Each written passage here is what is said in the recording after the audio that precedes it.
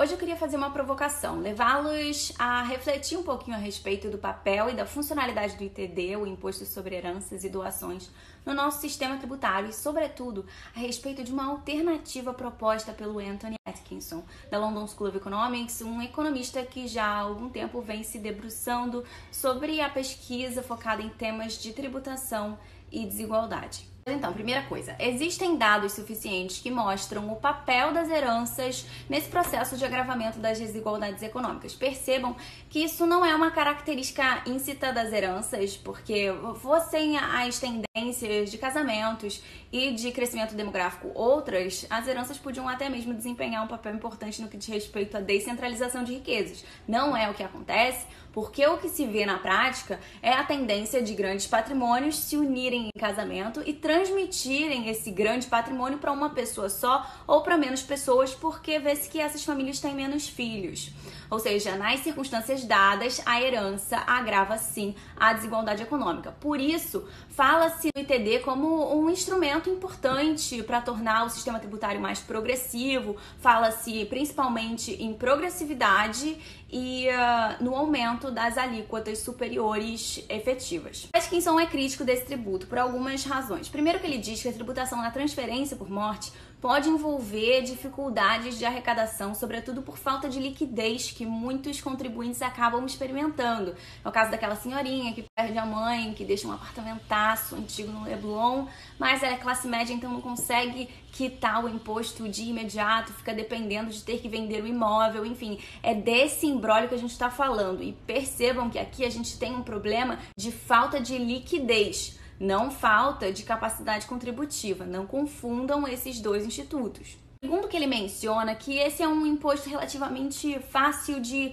elidir. O que ele acabou verificando nas suas pesquisas é que os grandes patrimônios, os titulares de grandes patrimônios, raramente pagam esse imposto porque eles fazem planejamentos patrimoniais para diminuir essa base tributável mediante a transferência de bens, mediante a realização de doações que se valem de tratamentos tributários mais benéficos, de hipóteses de isenções até para determinadas situações, ou seja, fazendo planejamentos sólidos e lícitos que acabam protegendo o patrimônio daquela incidência. Ele afere isso para o Reino Unido, segundo as particularidades do sistema de lá, mas não parece ser uma constatação muito absurda da gente importar para ventilar por aqui diante da nossa realidade, né? Daí ele sugere o seguinte: abole o IHT, o ITD em inglês. Nada de tributar na transmissão por morte ou por doação. Ele, na real, dá duas alternativas, mas dá clara preferência para a segunda. A primeira ideia é substituir essa incidência pela tributação das heranças ou doações no imposto de renda pessoal, como fatos acréscimos. Ele acha que isso seria interessante, opina que para isso funcionar o doador não pode ter direito à dedução e no todo acaba achando que é uma melhor opção do que o imposto específico, mas alerta que na verdade tem uma alternativa ainda melhor. Essa segunda ideia é mais ousada: substituir o ITD por uma espécie de imposto sobre receita de capital vitalício e progressivo. Ele imaginou o seguinte: se um sujeito recebe uma herança ou uma doação, o registro dessa operação passa a contar para fins de incidência do imposto, mas se ela não atinge um determinado patamar fixado em lei, não há tributo devido.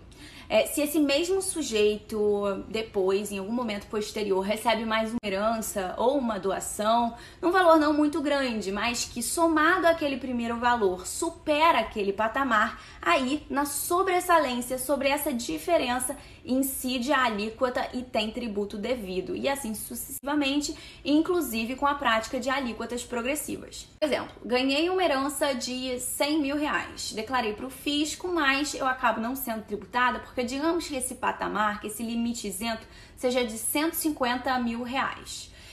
Mas digamos que num momento posterior eu recebo uma doação de 60 mil reais, perfazendo um valor total, considerando a herança anteriormente recebida, de 160 mil reais, com 10 mil de diferença sobre aquilo que a lei fixou como patamar mínimo. Ou seja, sobre esses 10 mil eu vou ter tributo a pagar. Se eu receber mais alguma herança ou doação na minha vida, o valor total dela vai ser tributado.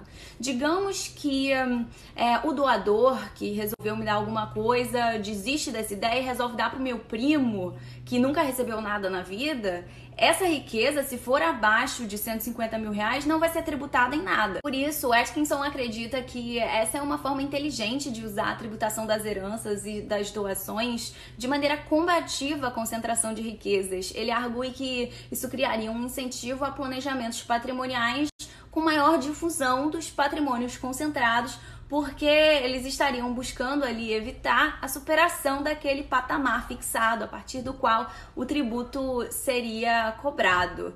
Ele também sugere a vinculação dessa arrecadação a uma espécie de fundo viabilizador de uma herança universal, de uma herança para todos. Claro que é importante a gente lembrar que o Atkinson chegou a todas essas conclusões pensando no Reino Unido, um país que tem visto a sua desigualdade econômica crescer, mas que em nada chega perto ao que é o Brasil. E mais, é um país que tem menos pobreza, é um país que tem uma classe média que tem uma situação um pouco melhor, em que uma maior porcentagem da sua população deixa pequenas e médias heranças. Enfim, um cenário completamente diferente. Mas eu queria saber o que você achou disso. Uma viagem muito louca ou praticável? Viável do ponto de vista jurídico, constitucional? Pertinente para o Brasil? Enfim, comenta aqui embaixo o que você achou.